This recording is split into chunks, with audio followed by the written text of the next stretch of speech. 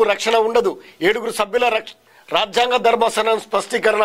MLA ఎంపీలకు విచారణ నుంచి మినహాయించాల్సిన 1998 తీర్పు కొట్టివేత.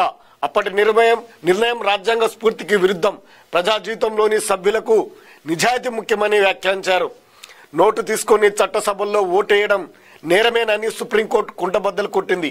ఓటు వేసేందుకు మాట్లాడేందుకు లంచం తీసుకున్న ప్రజాప్రతినిధులకు దోష విచారణ నుంచి రక్షణ ఉండదని సుప్రీంకోర్టు రాజ్యాంగ ధర్మాసనం తేల్చెప్పింది.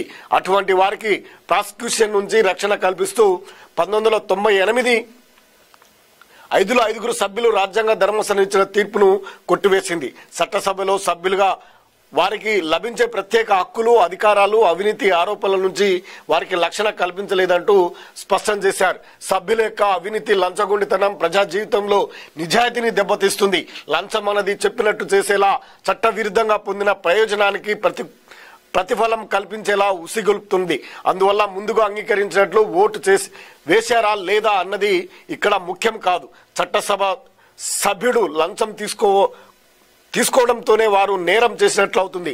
లంచం తీసుకునే సమయంలో అంగీకరించినటువంటి విధానం ప్రకారం ఓటేసిన వారికే రక్షణ లభిస్తుందని, అలా కాకుండా లంచం తీసుకొని కూడా అంతిమంగా తనకు ఇష్టం వచ్చినట్లు ఓటేసినటువంటి వారికి ప్రాసిక్యూషన్ చేయవచ్చని పివి నరసింహరావు కేసులో వెలువడిన తీర్పు చెప్పింది. అయితే అన్వయం 105, 194 అధికారుల స్ఫూర్తి ఆదేశాలకు విరుద్ధం అంటూ సుప్రీం ధర్మాసనం తాజాగా ఇవ్వడం జరిగింది.